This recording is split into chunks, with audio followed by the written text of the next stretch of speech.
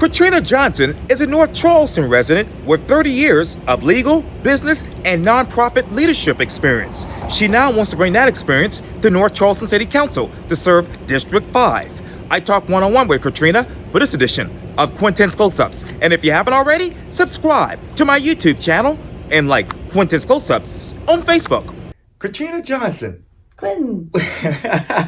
Welcome to Quintin's Close-Ups. Absolutely. Thank you so much for the invitation. Oh, I appreciate it greatly. Needless to say, you obviously have bring 30 years of legal experience, nonprofit experience, and business experience to the city of North Charleston. Yes. In fact, now you are actually a candidate for North Charleston District 5. I am indeed. So tell me, what got you from having all of this experience, Katryna, to now saying, hey, I want to be a councilwoman for North Charleston? Well, actually what happened was I read the corruption that was happening on city council and I got mad. And I had just the previous week had been to a workshop where the speaker had said, you know, we all need to be active. We need to, if we see something, say something, we need to do something. And that was kind of resonating in my head. And I read this article and I'm like going, oh, this is so not, and there were nonprofits involved. And I knew 3 or 4 of those nonprofits. I have consulted with them, written grants for them. And I was like, wait, this is so nuts. This is beyond the pale. So I said, well, if I got to do something, I guess I'm going to run for office. And I just jumped in. You know, I can't say that it was a real considered, but now that I'm in and I'm learning about city government, I'm like going, this could actually be a really cool gig. I like this. What more have you learned about city government now that you are actually a candidate for city council? Okay, well, so, I mean, I've learned, I mean, I guess I knew, but the city, you know, is in charge of, you know, like, helping the residents, like flooding and trash and, you know, homeless issues and infrastructure, you know, congestion. There are things you can do, and just how are our tax dollars being spent, which I have to say, I hadn't really thought real deeply about some of that. But now that I'm looking at it, I'm like going, why is that prioritized over this? You know, and North Charleston has this 20-year plan, the prime plan. You know, we're in year 5. So I went to the 5-year review. But I'm looking at District 5, Dorchester Road. I'm going, there's not a lot of mention of investment in District 5. There's an awful lot of mention of district, well, not districts, but like along rivers or the Navy base, Park Circle.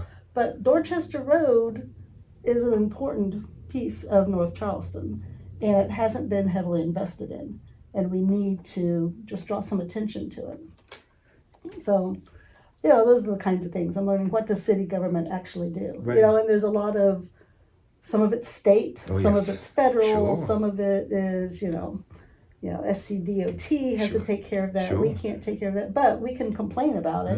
You know, we can draw attention to things that are happening and at least give our residents some feedback that someone's paying attention. That's what I'm hearing from a lot of our residents, is that city government has not been responsive. I had one guy tell me that he had emailed the city 32 times, never got a response.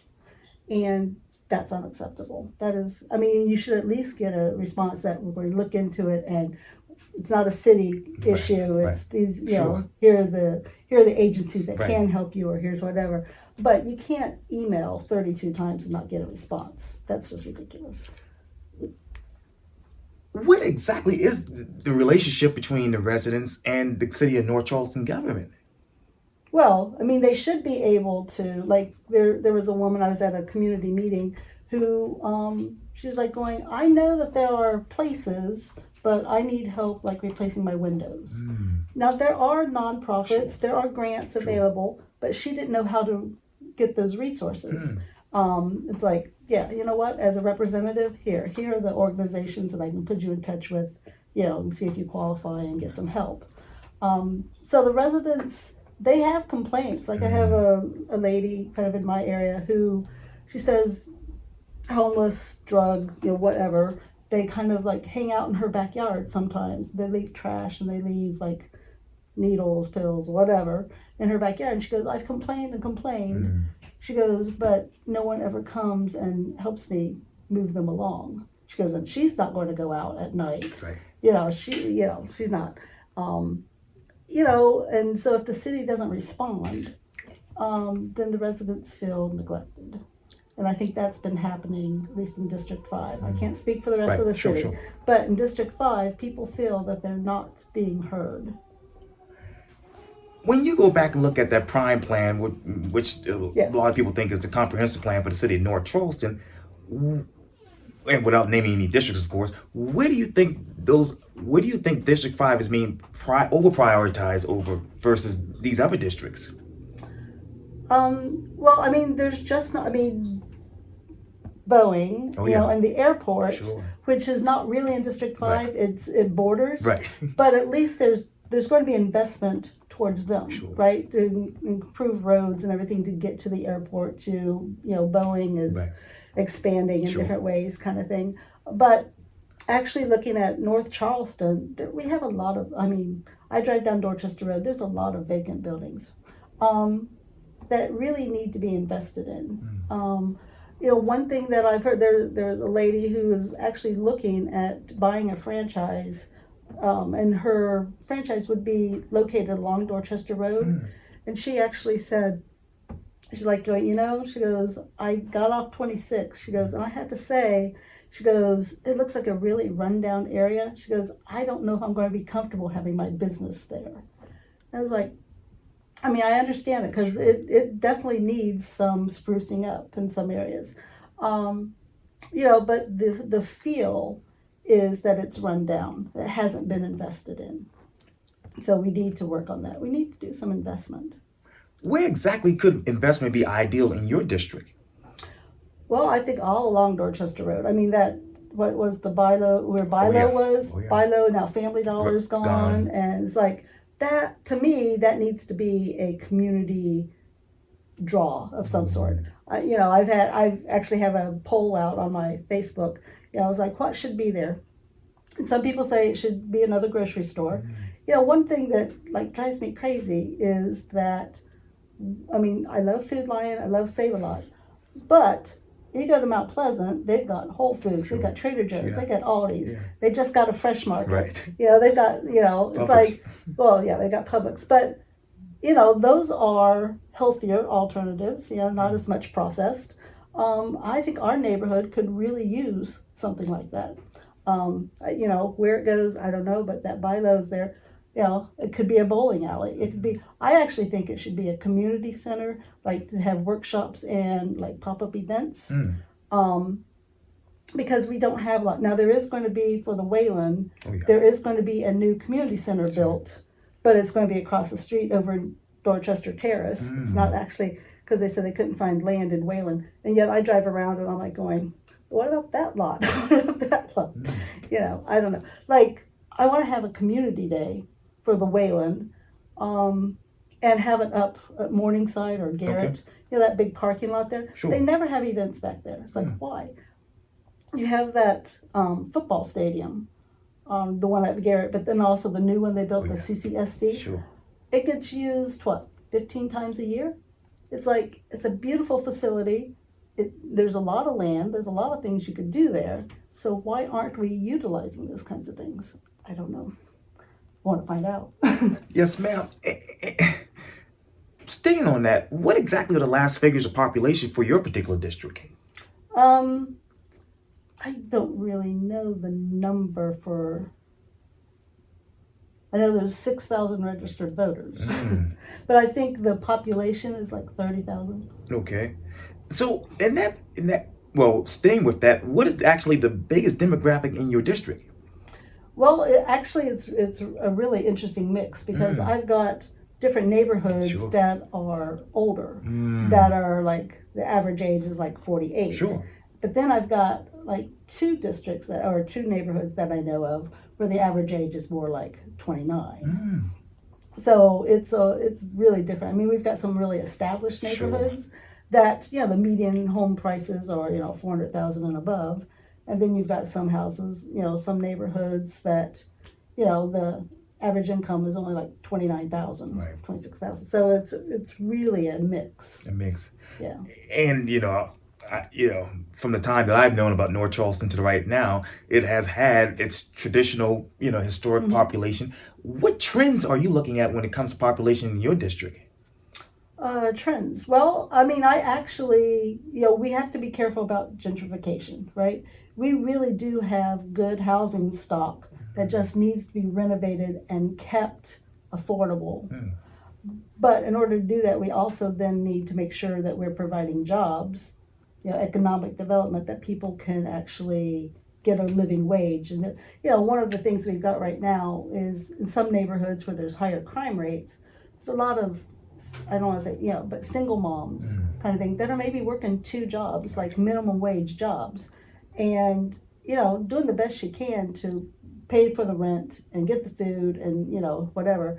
But their kids are unfortunately missing out, right? So they're not getting to organized baseball because organized baseball is, half hour, 45-minute drive at the end of the, it's like they don't have the transportation to get there because mom doesn't get off work till 6 or 7, kind of thing. So we have a lot of those kinds of issues that I really think we need to just be mindful of.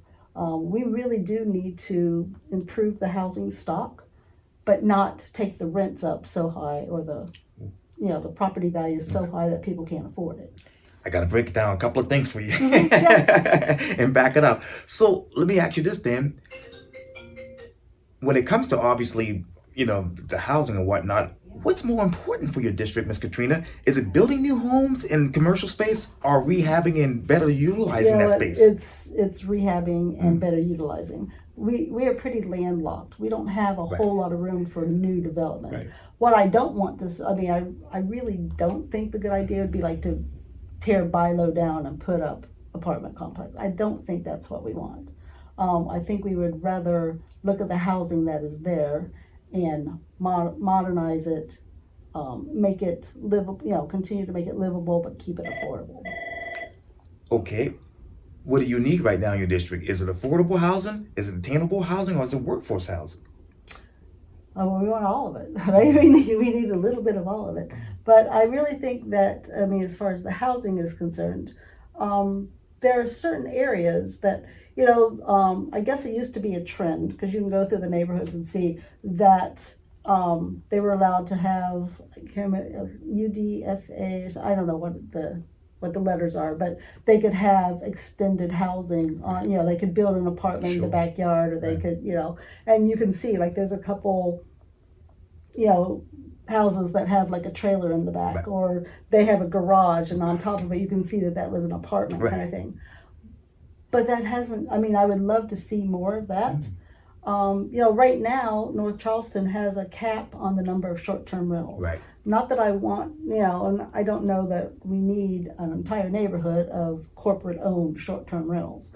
But, short-term rentals can make money for the homeowners. So I think there needs to be some discussion about some of that, because right now they're not approving anyone new. Right. So I think that's an issue. It's like, here's the land. Can we have, a tiny house on it and be affordable kind of thing and not really ruin the neighborhood? That's what I want to look for. Should that short term, and I'm probably having it wrong, Ms. Katryna, but should they have should they, for lack of a better word, extend that moratorium on short-term rentals until we find that solution that you're looking for? Well, I think that's what we got to do right now is like keep it as, and like have some thoughtful discussion and really come up with a plan for it. And not, I know there are a couple homeowners who definitely want to, they have a rental house or whatever, and they would like to turn it into short-term rental, and they can't right now. Right. And I understand that, but I think right now we need to have more discussion and not just open the floodgates and let it go. I know there's currently a state, well, I don't think it's going to pass this year, but the state was going to pass a law that municipalities could not limit short-term rental. That's right. And yeah, I'm not sure that I want the state to just say, locally you can't make any decision at all about that, because I think city by city, they need to thoughtfully figure out how that works. How should it work in your mind? Um, I think there should got to be a balance. Like I said, I don't want an entire neighborhood be corporate owned and short term rental only, because that's just transient. That's not people taking care of the property kind of thing. Because that's one thing right now in some of the neighborhoods that are heavy rental. Right. It's hard to get those people involved, in the whole community kind of thing. And beautification is an issue because they don't necessarily take care. They don't have the pride and ownership. And I think for future wealth, for generational wealth and everything else, we want more home ownership, not as much home rental. So I would love to look for more ownership opportunities. And then you have short-term rental, kind of above that. But, I really think everyone should try to buy a house. If they can get, if we could economically figure out how to support these families and get them credit worthy and, good paying jobs and get it done. Well, how many new jobs do you need right now in your district? We need a lot, because if we had more jobs closer so that people didn't have to commute, 30, 40 minutes. Sure. That's why I say economic development along Dorchester. I mean, I love Boeing, the airport, Tanger. Oh, yeah. There's a lot of job opportunities there, and it's actually convenient to get to for the most part. But yeah, I would love especially for young people, like starter jobs in District 5, like along Dorchester. If we had more opportunities, that would be great. And I hate to keep beating on a dead horse, Miss Katryna, but let me ask you, what type of jobs do you need for that district right now? Well, we need a lot, but we need to look at some of the jobs for the future, right? I mean, we definitely need, I was at a conversation the other day about trade schools. Sure. I mean, Garrett is no longer a trade school kind of thing, but we definitely will need trades. We need carpenters and bricklayers and, road construction. So a lot of those trade jobs, because they're going to be there. I mean, I don't care. I'm never going to have a robot come and fix my air conditioning. I think it's going to be a person that needs to understand that. Now, they may have a tool that helps them do whatever, but it's going to be a person that, comes and fixes my electric or whatever. I don't. So those kinds of jobs are available. I mean, that's what they need to learn and get those kinds of things. So I would love some more job training in the district. Would you be in favor of having a job training center in your district? Yes. Okay. That's why I love that bylaw. If it could be kind of a workshop center, that's exactly what I'd want in there, is like workshop training. And I want to get back to that in just a second, but what is the typical wage right now for a person living in your district? It's very low, because some parts the average income is only like $27,000. So, think about what that is. That is probably what, $10, $12 an hour. Yeah, which is, I mean, all their money's going to rent. Well, let me ask you, what is the percentage when it comes to that? How many are actually renting in your district versus owning a house? Well, I live in Wayland. Okay. And that is really almost like 60-40. 60 rent, 40% owner. Right. Yeah. Wow. Whereas you go to like Evanston or Wando Woods, they are more like 90% homeowner, 10% rent. Wow. Yeah, not as many rentals. And right there. So in the next 5-10 years, with the growth that's coming to North Charleston, where do you see that heading? Do you see more renters or do you see more ownership? Well, that's going to come down to is it affordable, right? I would love to say more home ownership, but it has to be affordable. A lot of the older population is going to be moving on. They're either going to move or, I don't know how many are going to be heirs property kind of thing and, pass on to the family versus how many are going to be up on the market. I don't know. But I do think that initially workforce coming in is Right. going to be renting. Okay. Now, well, let me ask you this: how would you actually help flood the market so that, as a councilwoman, so that more housing, as far as the housing issue in renting, those rental prices, that is, will actually come down? Well, we've got to be smart about it, right? We've got to really work. There's like the new housing trust fund. Sure. I'm hoping to figure out how to utilize that, to kind of be the baseline on some of those things to make things affordable. And I'm really hoping any new development that comes in that we definitely have to talk to them about, I don't know if it's rent caps or, it's like, it's got to be this kind of thing. When new developers come in, you do have some negotiating with Right. them. So that's what I would hope would happen. Is a rent cap ideal for your district and the city of North Charleston as a whole?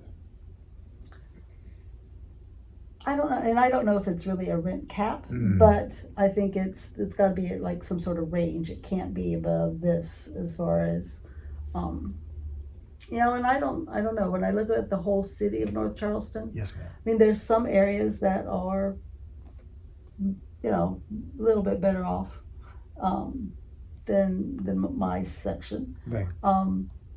So the caps may be different. So it may be, different, and it may be, district by district or Right. neighborhood by neighborhood. Sure, even. absolutely.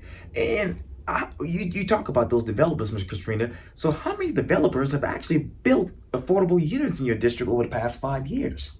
I don't think anyone has.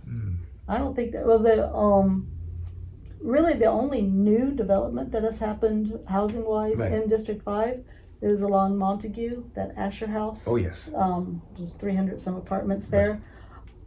I don't know if I would consider them affordable. I think the rents start at like $1,700, $2,000 a month. I'm not sure, based on the income, Right. that those are necessarily. Now they're obviously affordable for Right. some, Sure. but I don't know that I would consider those affordable housing. And I'm not sure that there's really been much other development in District 5. Not that I've really seen. And you mentioned earlier that there's basically no more land left. Yeah, there's not much. Where could you actually, for lack of a better word, expand density in your district? Well, that's what we got to kind of look at. Like in Wayland, Right. there was actually one lot that was empty, and they've now put two. I don't think I'm going to call them tiny homes. Right. Two small Right. homes, kind of like next door to each Sure. other. And I can see more of that. There are some dilapidated houses that need to be torn down or whatever, and I can see putting or even going back to allow rental kind of properties in your backyard or those kinds of things. So I think there are pockets that there can be more density. Okay. I'm not sure, I haven't identified a section yet that, those houses could go and you could put townhomes. I haven't really found where that is. I'm sure there are Sure. a couple, I'm sure there's a couple areas where that could become townhomes or something. But there's not a lot of land. Like if there was land, we'd want to expand Dorchester Road in some way. But, I understand that Dorchester Road is fairly landlocked. It's like we can't add additional lanes where we would like to. So we've got to be smarter about that. Work on the timing of lights, and someone suggested, could we, like at the end of the day, have an extra lane going out towards Somerville, and in the mornings have an extra lane coming Into Charleston. coming in, like hurricane kind of things. Sure. But make that permanent. I don't know. I would need a road study and see, does that make sense? But maybe, What are the residents saying about this? Oh, residents are just fed up with Dorchester Road. The congestion is horrible. And the thing is that people get so frustrated, right? The light turn, you're going to turn left, Right. and then only two cars go through, Sure. and then the third car blocks the lanes, and so people can't go straight. Right. People complain a lot. So we got to work on traffic along Dorchester Road. I don't know what the solution is, but we've got to work on it. How should Charleston County create a, system that would actually allow for this to happen, as far as collaboration between them and the city of North Charleston? Well, that's and it's not just the county; it's Right. also SCDOT. That there needs to be, and I understand that probably has been some studies on Dorchester Road, and it's just a matter of implementing those, like prioritizing the implementation. And I think that's the one thing I see that there have been a lot of like there have been a lot of flooding studies for different things, like in Wanda Woods or Right. whatever. The study was done, but the changes haven't been implemented. And is that the fault of the state? Is that the fault of the county? Is that the fault of the city? Is that, individual municipality? Don't know. Just know that there have been all these, this could be a solution. And then, great, we paid for a study and they were not implementing. So that's something as a new councilman have to figure out.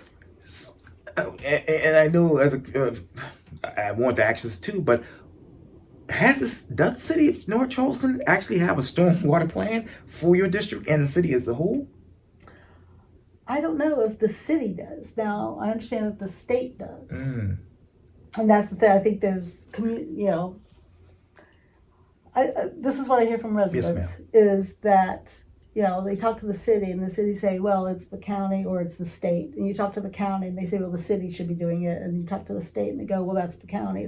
And that it just goes around in a circle and that no one takes responsibility for implementing stuff. And that's the kind of thing that I think the public needs to be more aware of, those kinds of passing the buck things. I hope I can get back to that in a second, but this question ties into obviously infrastructure. But what current public-private partnerships would you be in favor for as far as expanding infrastructure in your district? Well, there's some neighborhoods we desperately need sidewalks in a couple of them. Paving the roads. Oh my God! In some of these neighborhoods, now a couple of them have nice roads, and a couple of them, honestly, the roads going into the neighborhood definitely need paving. They fix they'll fill the potholes and that's it. Well, that wears down over a while. I mean, there's definitely some paving that needs to be done, but there are some areas that continue to flood. We need to address that. We need sidewalks. We need to make it safer for kids to be out on their bikes. There's one neighborhood, I think it's Covington. Oh yeah. Covington Hills. Right. They've got what was supposed to be like walking trails or whatever. And I've had residents say that they're afraid to use them because they're not in great shape, and also like homeless or drug people, or like out in the woods or whatever. And they say they don't feel safe using the recreational things in their neighborhood. Wow. I know I have to run, but hopefully we'll continue this conversation if you're elected to city council. Yes, absolutely. But for now, Katryna Johnson, thank you so much for your time. And again, welcome to Quintin's Close-Ups. Absolutely. Thank you so much, Quintin. Yes, vote for Katryna. That's where we are. Thank you very much for your time. Thank you. Yeah, you are.